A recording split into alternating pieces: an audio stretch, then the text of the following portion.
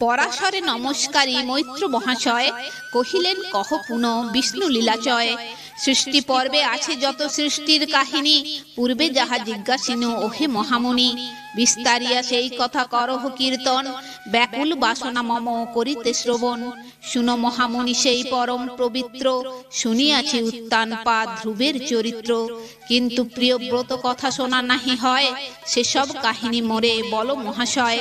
প্রিয়ব্রত রাজা তিনি কয় পুত্র পায়, প্রসন্ন হইয়া কহ শুনি মহাশয়। মৃদুহাস্য করি কহে পরাশর মুনি, প্রকৃতি পর্বের কথা কহিব এখনি।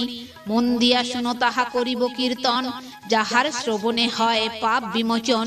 কর্দম নামেতে পূর্বে ছিল প্রজাপতি, একমাত্র কন্যা তাঁর অতি রূপবতী। সেই কন্যা প্রিয়ব্রত বিবাহ করিল, তাঁর গর্ভে 2 কন্যা জনম লভিল। তার 10 পুত্র জন্মে শুনো মহাশয়।